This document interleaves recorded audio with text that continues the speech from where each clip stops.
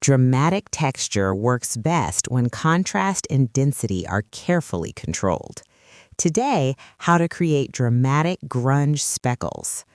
Open Photoshop and create a 2048 pixel square canvas with a dark charcoal background. Add a new layer, fill it with white, and apply Add Noise at about 85% Gaussian monochromatic. Open levels and push sliders inward until strong contrasting speckles appear. Change blend mode to overlay for bold integration.